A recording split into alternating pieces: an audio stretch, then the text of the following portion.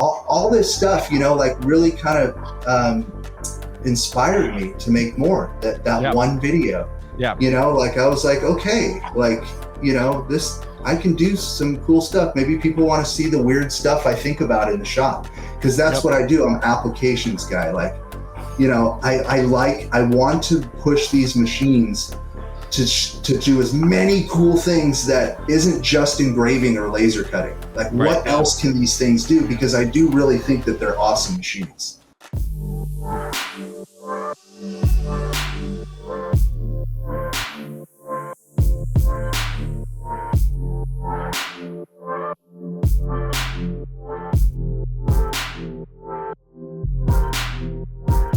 All right. Hey guys, what's up, and welcome to the Laser Source Podcast, the #1 podcast if you want to grow or scale your laser business. Especially today, I have a very special guest all the way from Georgia, Micheal Mullins, the owner of Laser Engraving 911 and Sonoma Laser Engraving, the place where I learned to laser.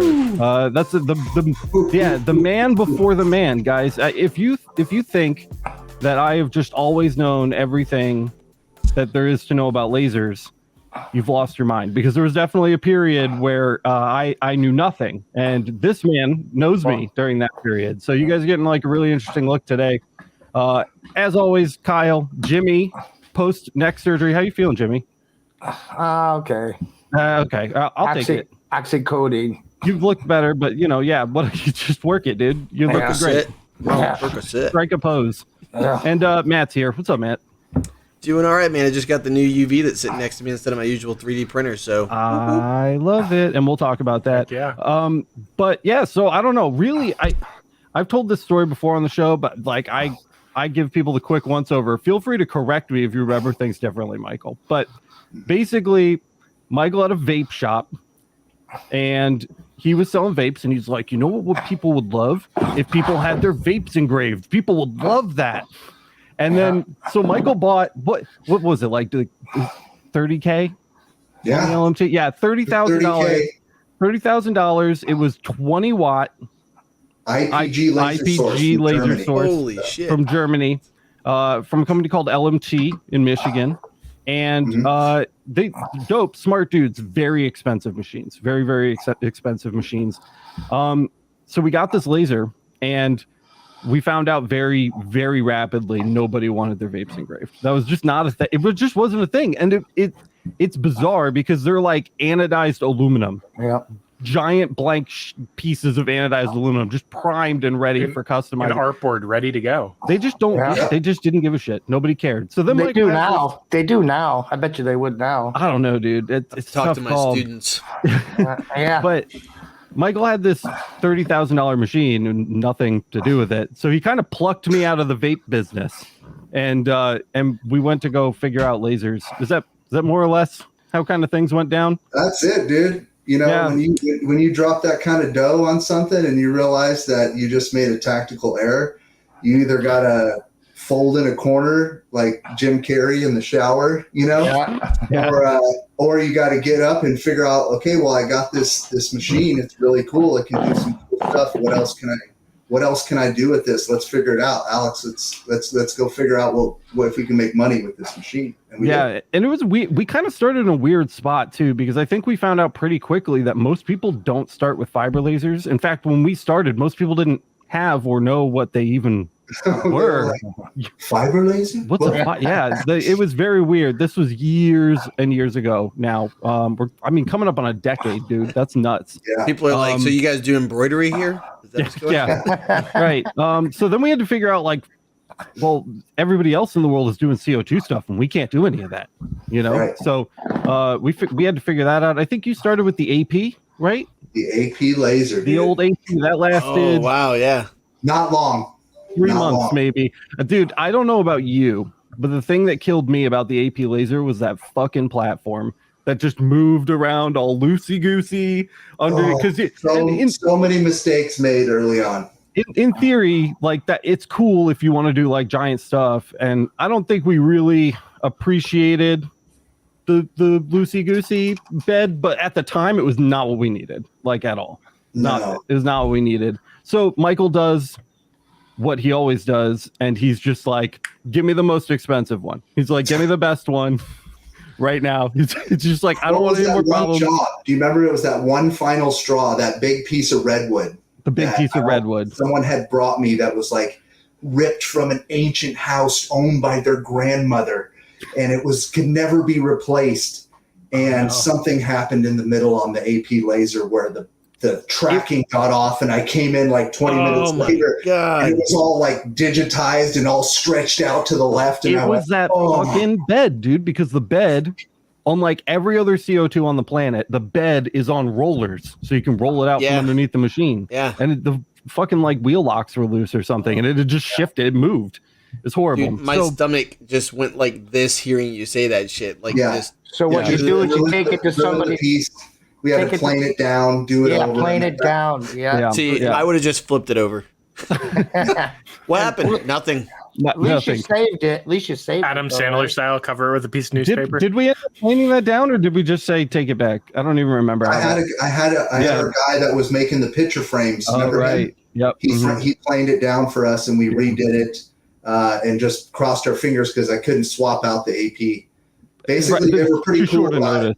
They were cool about it. Like, I told them what happened. I told them all the problems we were having. Yeah. They said, well, if you crate it up, we'll give you a part, I think it was like 65% of what I paid for it back. It was an amount. It was a loss.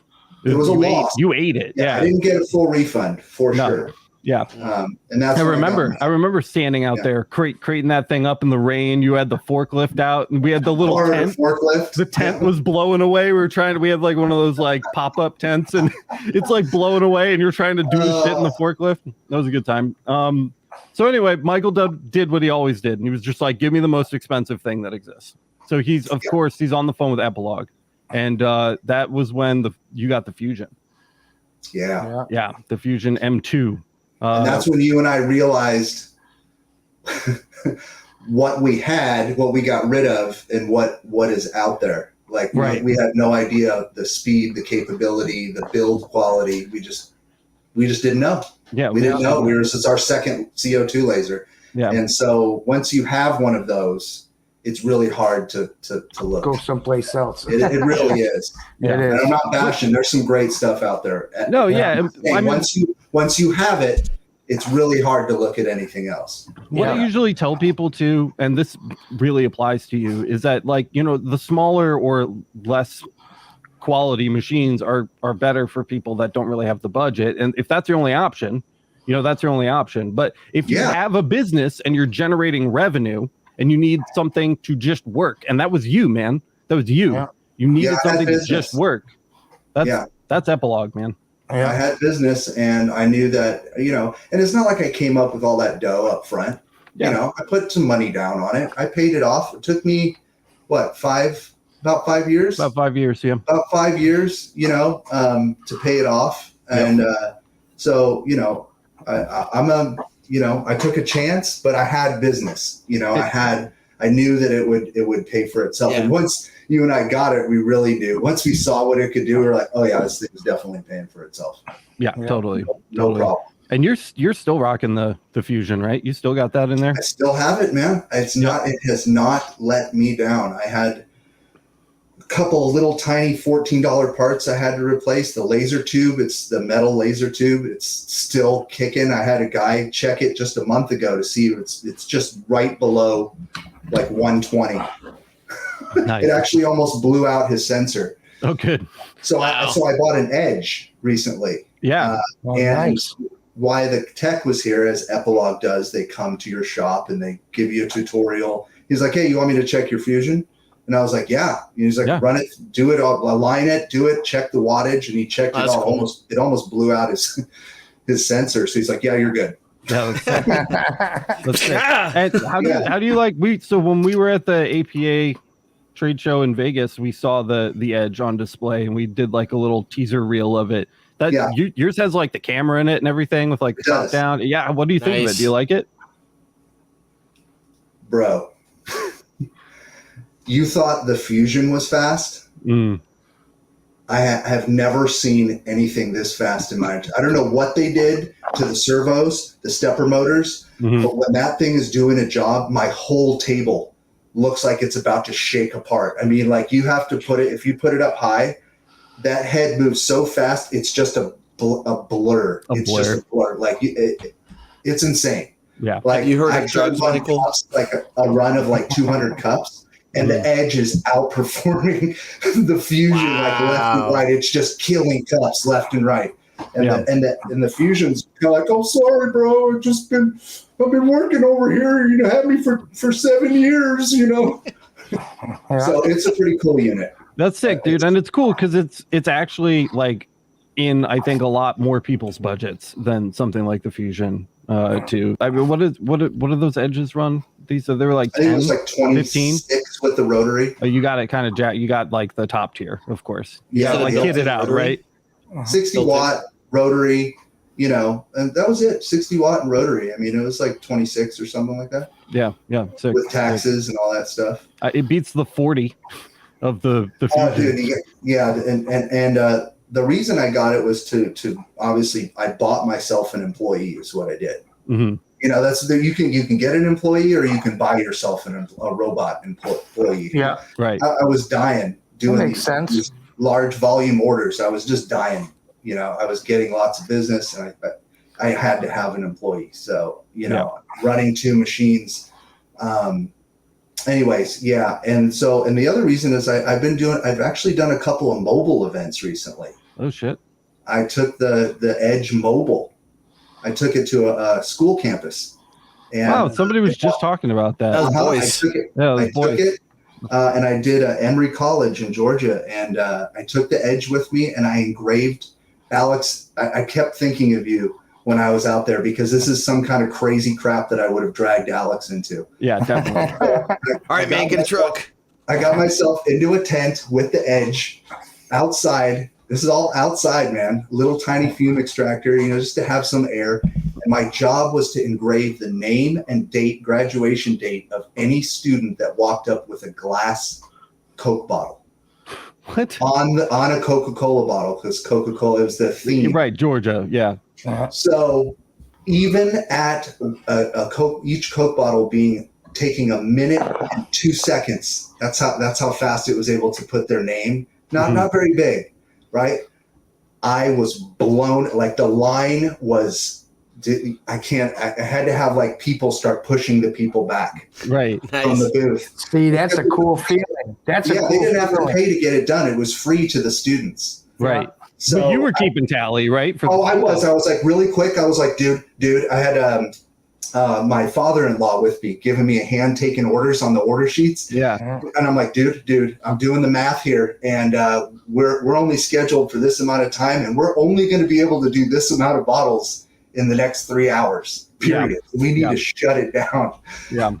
But it worked great. You know, that was my first time doing mobile, and then they called me back a month later to do it all over again. Nice. And you were giving the kids like business cards, right? I hope. Oh, I had QR codes out on the table. I had, you know, my shirts on. I was doing some advertising, but nice. That was wild. That was my first mobile event just recently. And I have to say, if you're not comfortable working in front of hundreds and hundreds of people watching, you know, if you're not really comfortable with running your machines and setting stuff up real quick, changing names on the fly, like literally light speed.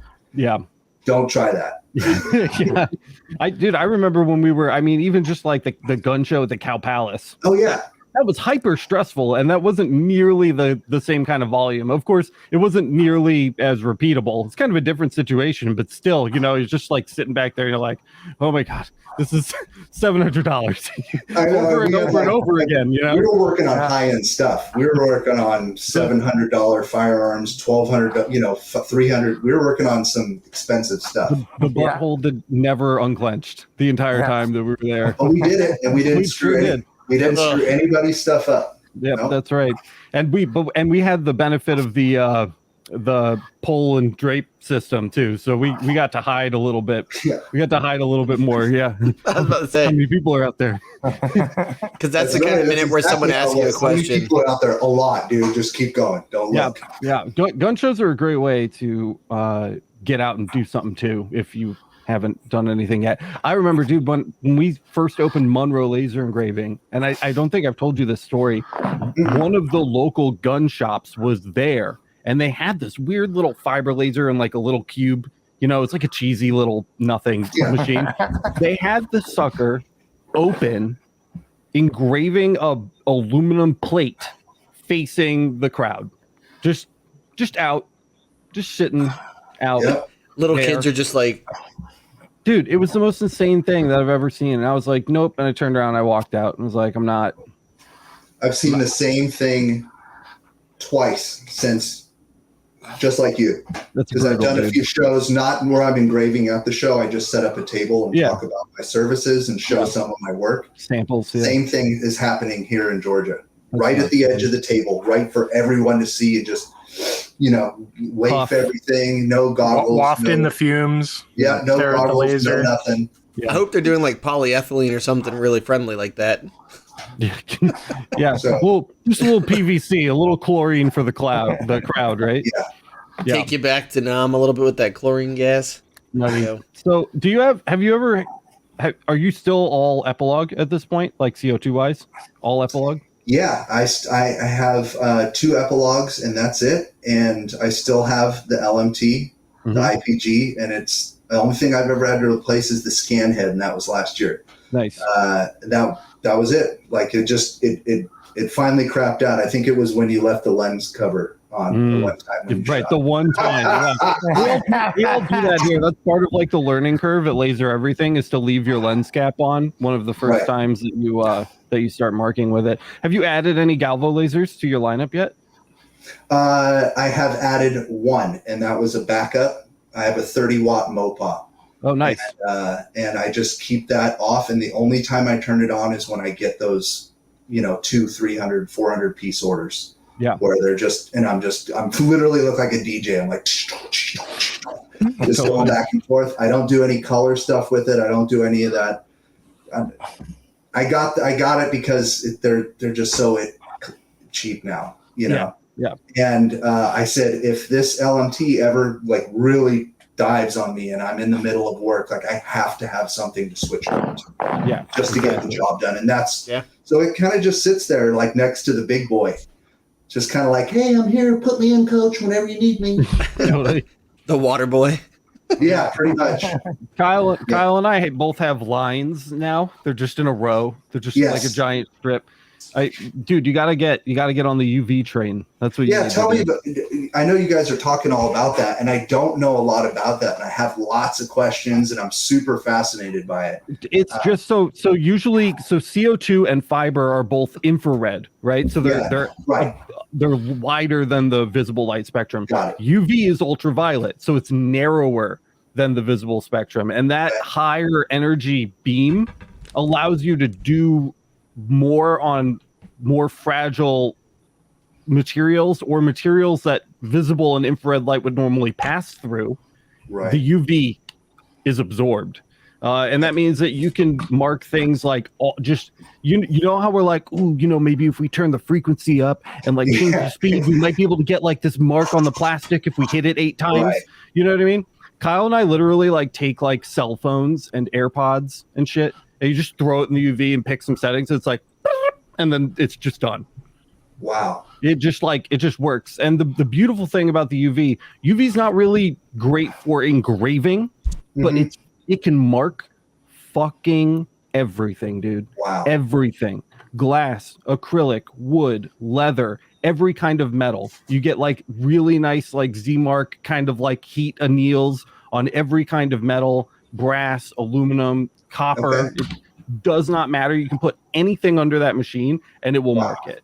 That's the beauty of UV is that you just don't need to worry about the material. Essentially, UV is also what they use to mark PVC pipes. When they have the laser strip. Yeah, they have it on a head on a track as it's rolling through. It just hits it while it's going through. That's all UV. So because it's not going to ablate the PVC, right? So it's safe. And every other heat laser, because IRs are just heat lasers, they're melting that PVC, and that's what you can't be doing. The UV doesn't do that. So remember all the work we did with Razist trying to get the stupid sandblaster? Yeah. Oh yeah. This ablates glass.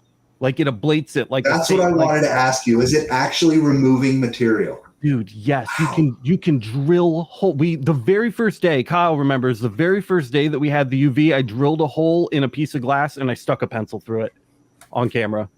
Is it fusing it? Is it fusing the I'm doing it right now for you. How does it feel? It's back it up. It's sandblasted glass, right, guys? Yeah. Okay. Great. I don't know how else to. Yeah. Laser knife. Yeah. Perfect. It's like super. Yeah. So literally like super smooth. Nice and frosty. Yeah, and so this is not you can get it super frosty, but this is like, I can't get in with I don't have a fancy camera like Alex does, but the detail on this is super small. I bet, I can tell. And I mean, like, be able to do that with a CO2. If you've ever done it with the epilogue, like if you tried to run your fingers across it like this, you'd be like, fuck shard. Yeah. Every now. This is, I mean, you saw me pull it off the laser, and it's done. And it's because there are no shards because we're not fracturing the glass. Yeah. You're removing dust. Material. It's literally like silica dust is what comes off of that. And if Matt keeps running that job, just keeps doing passes, he will laser 911 straight through the glass. Let's see what happens. There's nothing left. I saw a funny picture of a guy who had screwed up on a really thin wine glass. They were like Rydell's, like the thinnest of the thin. Yeah. He was like, it was just this picture of him, and the words were literally cut through it, and he was all, "Oops." And I saw that, and I was like, okay, so it is removing material. That's super cool. It's ablating it, and it does it. It's just the nicest thing, and it can do clear acrylics. You can get just perfect frosted whites. That's what I want on so clear bad. acrylics. And then just I was messing with bamboo last night too, and the detail you can get, like the amount of actual like lines per inch and dots per inch you can get, is insane. It is, it is insane. What's really exciting for me is I bought this with the hope. I don't know, is the fan too loud? By the way, you guys. No, you're good. Man, you're good. Okay. You're good. So the reason I bought it is like I literally told my my principal, I'm like, hey, I can make Christmas gifts cheap. Like if you want to let me make them for like $5 or $6 a piece, for 200 people, we have like 180 staff and everything. So I was like, I can make them for like $5 or $6 a piece, and he was like, all right, cool. When you get this in, make me a sample. So pretty sweet. Yeah. And you just bought some glass blanks, Yeah, so I got them landed probably a quarter the price, but it's one of those things where you could easily sell these for like 10 or 15 bucks a piece with like a My First Home, or like, so this is one of those things you could make a posting or a sale post, and it just really makes some good money for individual pieces, but bulk to be able to knock out a couple of hundred pieces. And I've already got talking to a realtor about it too. So basically where it's like, hey, then all I have to do is just put, welcome home or our first Christmas or something like that, 2022, and then toss their logo on it. Done. Yeah. And then repeatability. I mean, you saw how fast this goes. Yeah. It's wild. Yeah. So it's wicked fast, dude. I have a question, teacher. The hand was enough, sir. I don't need to. No, just kidding. Yes, shut the fuck up. All right, what do you got? Okay, so the only rotaries I've seen for these UV lasers are the Chuck style, or using the cool software that stretches does the calculations and stretches. Right. Project Mark. Right. Okay. If we were not doing something, this is my question because I'm a business guy. Yeah, okay? Go for it. So if we were doing a non-round logo on rocks glass, something a cylinder, and it didn't have a lot of detail, and the CO2 or the epilogue can totally engrave this image without, because it doesn't have that much detail. Right. If we set those side by side, and I had 200 rocks glasses to put this logo on, and then you have the UV laser here with a jig or the rotary or however you think is set up, do you think it would be equivalent but just get a different kind of mark, or do you think one would be faster? Oh, okay. So, well, it depends. You're asking two questions, so I'll give you two answers. So the first question is, would they be equivalent as far as marking? No, this is going to be it. 100%. So this is So just literally having done glass a handful of orders myself, I mean, I've only done maybe like a couple hundred glasses, but I can already tell this is way fucking better. It's amazing. But The other thing is, as far as speed, when you think about post-processing, think about cleanup that you have to do, like for glass sometimes, because if you're, like, I use the Blaze tape, the Blaze Orange is what I used to use for when I would do it, and so you'd have to apply, and it's self-sticking, but still you apply, pop it on, zap, zap, still rip it off if you have to wedge out anything. So to me, as far as speed goes, and also as far as marking goes, this wins. I will say, if you're going to do project mark, and Alex and Kyle and everybody else talked about it one of the nights I wasn't here, the 10 watts definitely the way to go, because the depth of field you need to laser cut off a bigger lens. And like literally, I've got a 110 in this right now, and Kyle was like, "Yeah, you probably have like a 1.5 millimeter worth of focal depth that you'll be good at," and we found out that's not right. It's actually like less than 1 millimeter. It's like 1.5 millimeters on my 150 or on a 110. Yeah, so then we did some math on it, and it was like, oh, that's actually way less. So I'll tell you, that's the thing though. So, but if you've got it dialed in, I would say this by a mile, because by the time you've done this, and by the way, even if you have a rotary, I actually talked to Jason from, oh my gosh, Brain Rotoboss, the other day, and I was talking about it. Yeah, I literally said, hey man, I want to buy one of your low profile, the low rollers, because it's made just for that. And so the fact that, I mean, I've already got, and I've got the thing that Kyle got. So basically I'm going to try this thing first. Don't ask what it does. And then, yeah, I know. Yeah, the way he's holding it's so progressive. The Chuck style rotary. Oh, I got backwards. The Chuck style rotary sits on this side, and this is a spring load thing. You can stick a flat plate on this side, and you can stick a cone on the chuck. Yeah, and basically it's a spring loaded quick release, so you can fly through cups. Okay. So, and that's my thing. So for glass, would you put a little silicone or something on there, like something like a, to brace it? I think it'd be good. But I'll tell you, the low roller is what I already told Jason. I'm probably gonna end up buying for this, because then, I mean, think about the rocks glass, how fast it's going up and down, and it's just gonna do. And most people, what do you have on there? Like a 2-inch marking space, maybe 2.25 on a highball.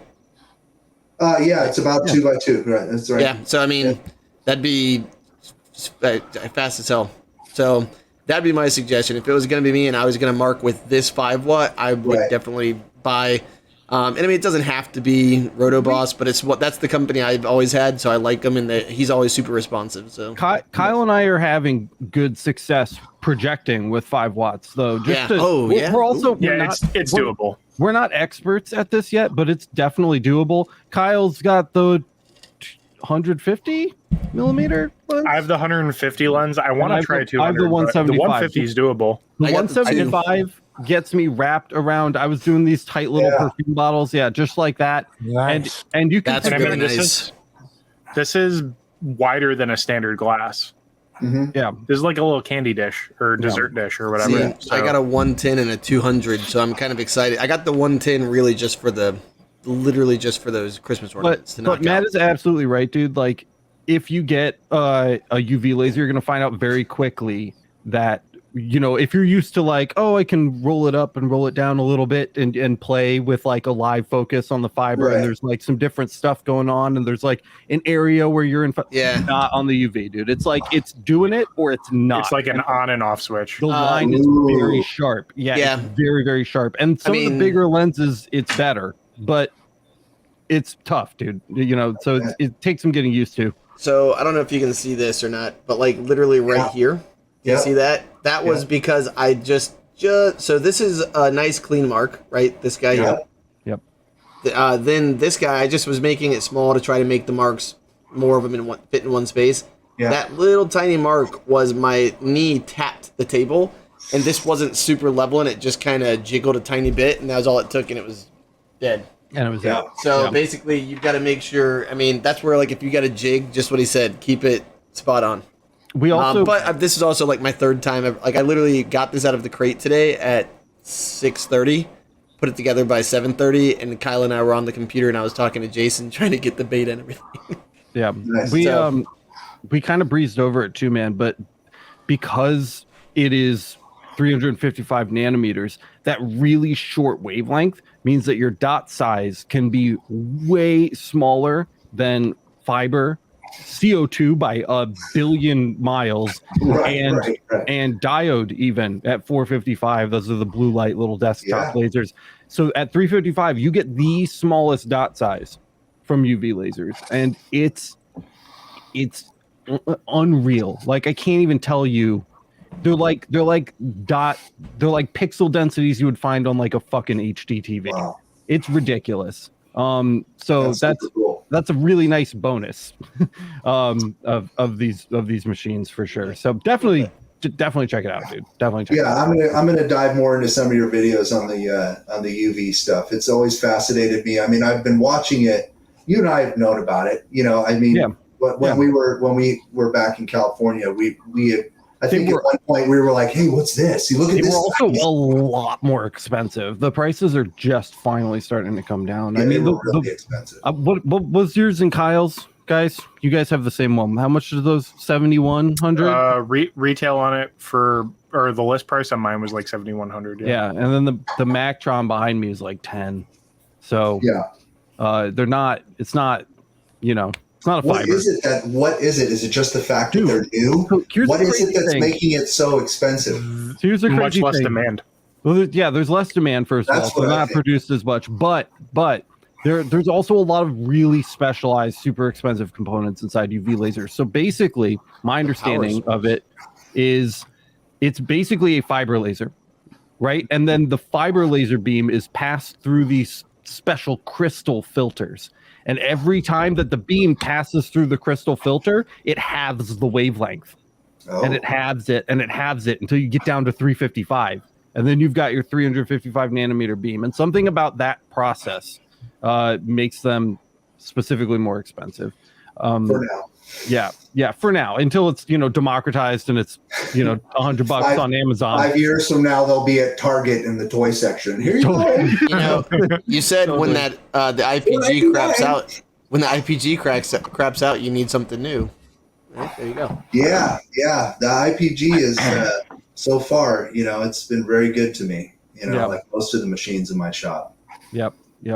Definitely. And so I don't, we're like halfway through the show right now, and I want to talk about your channel because we've only really been talking about work, but you have a YouTube channel too. And I do. The way we were talking about this just a little bit before the show, but when Michael and I made a very strong team when we worked together because Michael is very much the application of the thing. He gets stuff done. He can plan. He can see into the future and fucking like make business decisions.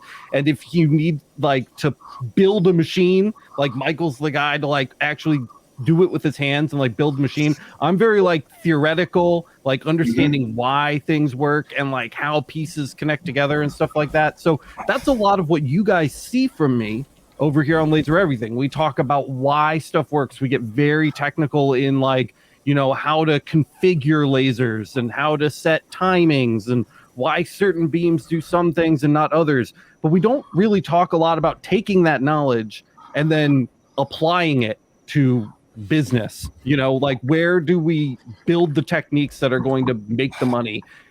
That is what Michael does. That's Michael's whole thing. It's always been his whole thing. He's very, very fucking good at it, like scary good at it. So go ahead, tell us a little bit about your channel. Yeah, so I mean, I think, we both kind of started our channels at the same time during when we were all on lockdown and like, dude, like what, I was like, what, I just moved here. I'm starting my business. I need to, I'm going to try this thing, this YouTube thing and see if I can, earn some extra money on the side. I've got business. I'm doing laser engraving. No one wants to come to my shop because everybody's all freaked out. And so what can I do here at home? That was kind of when I started it. And you had already done a couple videos too. And so I honestly, I have to say, man, like, I'm sure I'm not alone. When I shot my first video, I was like, no one's going to watch this. No one cares about this. But like you said, I'm just going to do it. I'm just going to do it. I mean, what else are you going to do? It's COVID, right? Yeah. What else am I going to do? I can't, nobody wants to hang out. I'm just going to go in my backyard and shoot myself making some leather patches and spraying spray adhesive on them and showing them that you can remelt it with a hat press and put it on a hat, maybe somebody will think that's cool. And they did. It's really, the funny here. You want to hear the funniest thing? Is I actually didn't. I didn't go back and check on it for almost 9 months. Yeah. I literally made it and forgot about it. And the hat video. Yeah. So that was number 4 right here. Yep. Mm-hmm. Yeah. Yeah. And it was just me in my backyard, just killing time. Yep. And I forgot. Maybe it was 6 months. I just didn't even bother to check the analytics or anything. I was just doing work and just didn't put much stock into it. And then when I went back and checked it, I was like, holy crap. Yeah. All these people commenting and people really like this and they want to know more, This video is up to 71,000 views on this one, dude. By the way, can I just say I think part of it comes from the beard game. Respect, brother. Oh yeah. Yeah, the beard game has to be strong. I had to trim mine down the other day because it was getting too wild, but then I just saw you in the woods walking, and I'm like, that guy knows what he's doing. I trust him. Yeah. Alex always commented on my beard. He'd be like, you're going to have to deal with this customer. You have the beard. They're not taking me seriously. All the time. That's what Alex used to say. He used to say, dude, you need to come talk to this guy up at the desk. He's not taking me seriously. He needs the beard. Come out with your chest all puffed out. What's going on out here? You got a problem with my engraving? I heard you think I fucked up a piece of barn. What about? Yeah, exactly. This is giving me PTSD right here, dude. So this video right here of me just kind of all over the place with random levels, audio levels, and background music that really didn't need to be there, and all this stuff, really kind of inspired me to make more. That one video. Yeah. I was like, okay, this, I can do some cool stuff. Maybe people want to see the weird stuff I think about in the shop, because that's what I do. I'm an applications guy. I want to push these machines to do as many cool things that isn't just engraving or laser cutting. What else can these things do? Because I do really think that they're awesome machines. Yeah. And there is so much you can do with them. So I just started sharing some things that I do around the shop and some new things that nobody's really done before. And here we are. The powder coating with lasers video was really popular in a lot of different places. Like I'm a moderator in 3 or 4 groups, I think, and they're everywhere. People were like, I saw the video. Ironically, that's one of just gonna say that. 2 of his videos that I haven't seen. I haven't seen this one, and it's I really haven't watched neat. the new one yet. Does it work, man? Does it work? What? Does the powder coating with lasers? Yeah, kinda. bro. Kinda. Why is it kind of? Kinda. It works really well. The biggest problem I think that most folks have is they have diode lasers, and all the diode lasers, a lot of them have fans blowing on. Oh, okay. Oh, yeah, You gotta have no air assist to go on that second pass to melt the powder coating in. Got it. So, but this doesn't require the the epilogue, right? You don't need the RF tube. You can do this with this is any CO2 laser. People are doing it with diode lasers too. Yeah. And the other thing they're running into is when the diode laser tries to melt the white powder, it doesn't like it very much. And then hold on, that went by so fast. It was pretty cool. So this is a mess right now. This is like a super big mess. Dude, and it just brushes off with a brush. That's it? It just brushes out of all those little it just brushes off with a paintbrush. Look what I have. By the way, just while he's doing that, I freaked out when I saw the pile of dust that was left over from the Monroe laser engraving pass. The data vac. Yeah, man. The data vac, dude. The data vac. I use mine every week, dude. Yep, every week. Dude. Me too. I'll data vac it. But yeah, so you're saying you just can't have your air assist needs to be off, basically. You need to have air not blowing on it because it blows it out. Air blowing or you'll blow it out on the curing, right? So you're just using the laser here to cook and cure the powder coat. That's nuts, dude. I need to watch this one. Dude, and it works, and it works brilliantly. And I remember when I first did it, I made the Ghostbusters. Yeah. See the multi in the. Oh, that's cool, dude. That's sick. Yeah. See the Ghostbusters multi-layer melting. Yeah. So when I did that, I ran upstairs and I looked at my wife and I said, "I've got our next video." Yeah, sure you did. Because I was like, screwing around. I was like, I wonder if I can do this because it's a polymer thermoplastic. If I can get the laser just right to just puddle it in there, then I can just sweep off the rest because it doesn't bond to anything. Yeah. Right? So you laser it first, and then you put the powder coat on, and then you laser the powder coat, and then you wipe it off. Yeah, you just engrave your engraving with enough depth for the powder to go in. You just throw it in there, and then hard card it off. Yeah. Push the for your pucks, Jimmy. Hit it again at a really low power. That would be cool, Jimmy. The pucks. Dude, on the pucks would be cool as shit, dude. Pucks, yeah. Jimmy just did an episode on engraving hockey pucks with the CO2. That came out like really well. Yeah, and it had a lot of depth on it too. I know you guys don't do a lot of that down in Georgia, but it's pretty cool though. By the way, Tampa Bay, best Lightning. Come on, the Lightning. Come on. Yeah, dude, that's sick. So I need to check that one out. And then the other one is this 10 reasons why laser engraving businesses will fail. You're definitely the guy to make that video for sure.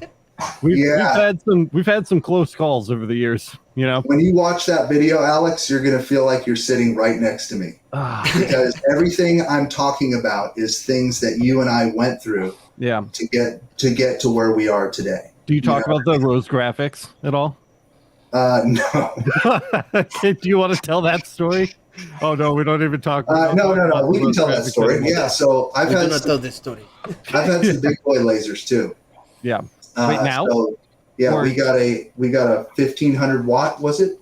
Yeah. 1500 watt laser cutter, full size. Laser cutter. Oh, that's Rakis, I think. Yeah. Rakis. Chiller. I mean, just the chiller was like up to your chest. Dude. Nah, I'm exaggerating. It's like a 50-gallon barrel. Yeah, it's gigantic. Yeah. Yep. So many lessons learned, man. Many lessons learned. Yeah, I didn't do my research on that. We overspent a little. We overspent. We didn't realize the consumables involved with owning. Gas is expensive, and you go through it. Nitrogen and oxygen fast will kill you. Especially the nitrogen, dude. I thought the oxygen was going to be worse, but that nitrogen, you just blow through it. You so fast, just emptying tanks in like 10 minutes. Right. Yeah. Well, and my brother bought his 3655, the Boss 3655 that cuts through steel. He bought it right at the beginning of COVID when oxygen tanks went through the roof on price. Wow. And then he basically was like, okay, see ya, and sold that quick. Yeah. So it was really fun for Alex, for you and I to get experience using that big boy laser and understanding what it can do. And but man, it was no fun coming up with that bill every month to pay for that machine, knowing that it just wasn't making us money, and it would have, but I just didn't have the bankroll to bankroll it until it was going to start making us money. I think what we really needed, man, at that time that we couldn't do it at the time. We just couldn't. But I think what we really needed was just another body. I think we needed somebody in there, just doing that. But it was a great learning experience. We learned how to use Sipe Cut, dude. I learned just a couple weeks ago when I was out at the Light Object facility in California. Sipe Cut is like industry standard, so I know how to use laser cutters now. Like everything uses Sipe Cut. That's dope. Yeah, so that's super cool that I can say that I know how to use Sipe Cut, and so that's pretty neat. Yeah, man, so many times my Uncrustables, they're just about done. The bags are starting to. Tell them how what you used to do to fast thaw the Uncrustables. Okay, so here's the thing: you get these, they have to stay frozen, right? But you can't put them in the microwave because they get wet and hard at the same time. That gross. So what you do is you take these, dude, and you just put them in your dash in your car. That's it. Fucking 2 minutes, done. Occasionally, when it was cold, I would put them in my pants or behind the vents on my PC, and that was a decent substitute. That's smart. But literally, I'd be like, Michael, I'm going to go throw a sandwich out. You want one? He'd be like, yeah. And I'd be like, okay, I got you. And I'd go throw our sandwiches out in the dash of my car, dude. And the sun just by the way, cooked them to the perfect temperature. That should be on the next params update. Perfect Uncrustables. Yeah. Perfect Uncrustables. Yeah. Totally. And make sure you get your affiliate link up for Uncrustables on Uncrustables. Yeah, I'll throw that down in the description. So far, we've got Coca-Cola, we got Uncrustables. Like, Alex, you're making out tonight, dude. Like, people yeah, I know. you the swag. I'm hooked up. I didn't show it off yet, but I do have a super fresh pack of Chips Ahoy as well. Just nice. It has not been opened. It's need the chewies though. Need the chewy. I'm like just eating sugar tonight because the shop. I don't know if you guys can see this, but the shop is a disaster. I don't always have all of these lasers at my home studio, Michael. I just went to the shop studio today, and I just got all my best lasers, and I was like, coming home with me for the winter because the Rochester winter is coming up. Oh, yeah. And I just don't. I drove back and forth over and over again last year, trying to I'd be like, oh, I have to make a fucking video, and then I have to go shovel the car out of 4 feet of snow. I'm not doing that this year. So I just I stole this room in our house, and I just transformed the entire thing into like a winter laser cave. Quick question for you. I'm just gonna live here. What is that? The same table that we talked about the other day, holding up everything? No. Oh, okay, okay. That's right there. I had. Oh, yeah. I just got this Ranger from Light Object over here. Yeah, bro. I saw you put that on the plastic folding table in your video. Don't let me see you do that again. The plastic is there. It was just for a day. It was just for I saw you and I was like, what is he doing? By the way, don't make me go through that again, please. Do you know how many times I've seen his daughter walking around through that room, and I was just like, that's going to be like a splatting nugget, right? It was temporary. Everything is on the really nice Work Pro wood bench because I tore the whole shop apart and I broke down 3 of those Work Pro solid wood top steel legged work benches. How'd you get them in the car? Yeah, I took them apart to put my back seats down. Wow. Yeah. OSHA, by the way, OSHA's coming. They're watching this shit right now. Sure, yeah. Yeah, that's right. That's exactly right. Come and get me. So I've got the 60-inch Work Pro workbench has the CO2 Galvo, the UV, the 80-watt fiber, and the 30-watt GPT fiber. And then I got one of the 48s, and one of the 48s is just holding the Ranger by itself. And then I need to get a little card table or something for my diode of the week or whatever. So it's just I just wanted to be. I just didn't want to go back and forth all winter. So shop's a mess right now. Yeah. Good save, bro. See, Michael, where are you up in Georgia? Yeah, I'm in the metro, 45, 50 minutes north of Atlanta. So kind of outside the circle north of Atlanta. Yeah, outside the loop. I got you. Way outside of Atlanta. And since I work from home, I don't commute. I probably like Alex, I don't go anywhere. I'm just deep up in it. When I finally go outside, I'm like, yeah, that's definitely me, dude. Yeah. Are we gonna see videos more often from Laser 911 now? So that is something that needs to happen. You're right. It's a weekly conversation around the house. I'm trying really hard to balance. I know it's hard for you because you don't do YouTube full time. You still run a laser engraving business. I run a laser engraving business, and I have jobs and phone calls ringing. And I'm thinking what I'm going to have to do, because the video thing is going well. I'm going to have to carve out a day.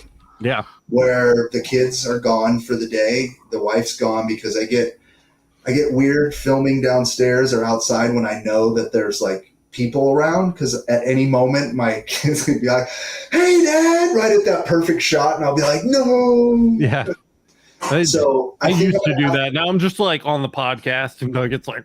And I'm like, "Hey guys," I just don't even care anymore. But yeah, dude, I totally get where you're coming from. I'm gonna have to carve out a day for making videos. I think that's what it's boiled down to, is just try to work really hard Monday through Thursday. And Friday seems to be a good day to shoot around here. Yep. And then just say, turn the phone off. Yep. Don't look at my emails, because that's another thing. Once I open the email and I see all the potential business. Turn off notifications. And I'm just and just get it quiet. Even turn the fans off. Get the every other week. I think I could do every other week. Yeah. I think that's really important. And I know that it should be more. And I hear what you're saying. Alex is giving me the wink, wink, like you need to do every other week. If you want to I just be know how busy that, you need to do every other I know how week. busy Sonoma Laser Engraving is. So Well, I'm just the other being thing realistic. too is editing wise. Like I look at Alex's editing, the amount of time it takes to edit shit. Like you could literally film it one week, like you're talking about, and then the next week edit and post. Editing. Yeah, that's And a good then idea. so that's actually that's a pretty good strategy, I think, because if you did that, that's 26 episodes in a year. That's a solid library. Yeah, that's solid. Yeah. Yep. So I am trying to get a schedule, but it's really going to come down to just shutting it down on one of those days. Because if I don't do that, nothing's going to happen. Yeah. And that's what's been going on. I've been working, fulfilling orders, taking on new jobs, Which I'm sure is making and bank. if I get a little moment of where it's a lull, then I go, this is it. Get out the cameras, and I've got like 4 different things I want to do lined up. Yeah. Nice. So Sick, dude. Well, and I think too, just to go back real quick to what Alex said. First of all, like I'd be interested in the videos of the application, literally, like we don't do that it's here. great that I have all this cool shit, and that's one of the things that we've been talking about. Is like, okay, let me talk about how you can make some money, but I'm kind of small scale because it's just me in my garage. Sure. You've actually got a business with the machines that are capable of cranking stuff out. So like, how do you go about that? I would watch that channel in a heartbeat to find out, okay, how do I take this to that? Yeah. I do love my favorite part of my business is making cool stuff. It's not production work. It's not, setting up jigs I that love do production. 10 pieces at a time. It's when I get to like create something for someone. Yeah. They don't know what they want. They have an idea, and I have all these different materials and things, and I love helping them like make that come to reality. So That's cool. Those are the ones I remember too, man. Like we just, and I'm saying just, but it was like 3 or 4 months ago. Kyle, I think, was helping me out. We did the guitar neck. Then the guy wanted the acrylic inlay, and that was like one of the first things we ever did on the Mira. Yeah. So we were trying to like engrave it just perfect to get the pre-cut piece of acrylic to like fit into the guitar neck. Yeah. We pulled it off too. Yeah. We pulled it off. It took A couple cuss words. 3 days. 3 2-hour Yeah. live streams. I So it remember took us about that. 6 hours, but we did get it, and it was on a new machine we'd never used before that you would think is very impressive. You would like the Mira if you haven't already seen it. It's a sexy little machine. But guys, look, we're coming up on an hour, and I just go sub to Micheal right now. It's Laser Engraving 911 on YouTube. There's already a link in the description. He's got a small library, but it's potent, and the man seems it's potent, and the man seems committed to doing more stuff. And I know what's inside this guy's brain. You don't want to miss it. Also, dude, like maybe, and I don't want to put you on the spot, but like semi-regular appearances on Laser Source. It'd be really nice to have you by, and we could talk shop and get you, get people to kind of pop over and visit you. Yeah, this has actually been really fun. It's fun, really good. It's really good to see you, Alex. I feel like we haven't talked in a while. I know you've been doing your thing and I've been doing my thing, but it's really good to see you, and it brings back a lot of good memories. All I have with you is mostly 99.9% good memories, except for that one time I think you screwed up a job. The one time I screwed up a job. I think my worst moment with you, I think, was when I got busted fucking working on home projects at work on the work computer. I think that was the closest I've come to shitting my pants at a workplace. Yeah. And I never did that again. I kind of went ham on you about that. That was a bad one. But that was also pre like the real Sonoma Laser Engraving too. We were still figuring things out. We didn't really that wasn't like real Sonoma Laser time yet. That was probably the worst. And then again, like the other 0.9999999% of the time we were just fucking around. Which was a good time. Maybe even Kyle, we should fly Micheal up for the second season of Lasered. So that he can come up and fuck some shit up, because you always wanted to do that, dude. Laser destroy. Yeah, it was like the oldest idea. We're actually doing it, and it's a lot of fun. So that is something where I just thought about you constantly. It's like, man, Mullins Mullins would fucking love this. Like literally, like there's an iPhone on fire in front of me. I'm like, the guy would like be shitting his pants right now. He would think this is the coolest thing. We can talk about it, but I would like to talk about it, and I would like to talk to you about maybe not using such weak lasers. Weak lasers? No. If I'm going to come out, we need to do something special. By the way, do you have that bigger 100-watt laser? Yes. Now you will get me. Are you going to buy the fiber cutter? I'm not buying the fiber cutter. I'm just saying, let's talk about it. All right, we'll talk. We'll talk about it. The manufacturers like me, but I don't think they like me that much. I can already see Kyle literally like messaging naval ships. You seen the ones on the naval ships? Yeah, they're like taking out. Can we? Yeah, totally. That's what this one feels like back here. Kyle's got even a more powerful one than me. That's an 80-watt MOPA, and Kyle's got a fucking 100. I've got a 100-watt MOPA, which is just Death like Star. The Death Star, yeah, it's ridiculous. I think that's now the name for it. Yeah, the Death Star. I think that's just the official name now. If I'm going to come out, I want to be behind some laser-proof glass, like 100 feet away, with a button, like they do on the other reality shows. Quick question. I want to be in that setting where I'm like, okay, 3, 2, 1, go. If you walked away, was it really a laser 911? Like, you just see him fucking like thumbs up, but it's like bent backwards. Totally. Yes. Yes. Oh my God. Oh, that would be great. But yeah, that would be cool. I would love to destroy some stuff. By the way, I could literally see Kyle now sending that over to a company like, hey, quick question. We're looking at testing and analyzing one of your 2K watt pieces. Yeah, with no focal lens, just wide open. Yeah.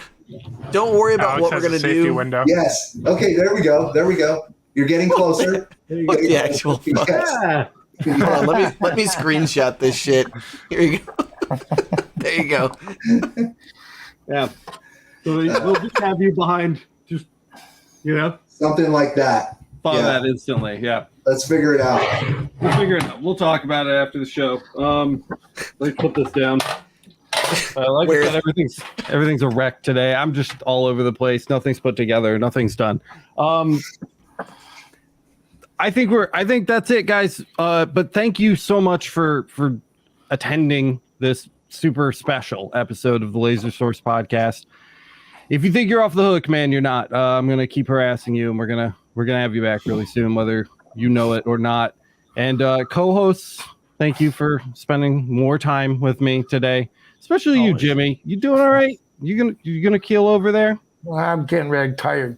I see that. I see you kind of starting to. We're tiring you out.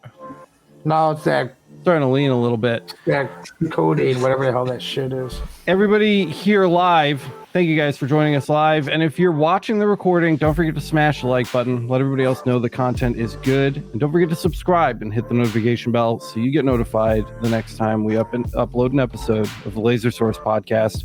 If you want to support the channel and you aren't already, head over to masters.lasereverything.net. Check out the LMA. You get a bunch of fun bonus goodies for signing up, like bonus episodes of the podcast, bonus live streams, and a bunch of other stuff. And it helps support the channel because everything we do here, all of the channel's employees, all of the episodes and content that we put up, it's all viewer supported. We don't do, sponsors and promotions. We don't do any of that kind of stuff. We try to keep it real. We try to keep it objective. The LMA makes that possible. So thank you guys so much. If you're already contributing, if you're not, again, URL is masters.lasereverything.net. And, I don't know. Go pick up some merch. Go check out Michael's channel, Laser Engraving 911. I know he's got some really cool stuff coming out for sure in the future. Yeah. He's the application guy, guys. You're all asking me for application videos. Michael's making them. Go sub right now. You can actually we have a link to Michael's channel down at the bottom of our channel. So just click out of the video, go back to Laser Everything, scroll down to the bottom. It's right there. Laser Engraving 911. You can click it. It'll take you right over. And that's all we've got. Thanks again, Michael. I really appreciate you coming on, man. Hey, Jimmy, Matt, Kyle, it's great to be on the show. Pleasure meeting you, sir. Man, good to meet you, man. Good to hang out. And we will see you in the next one. See you guys. Peace.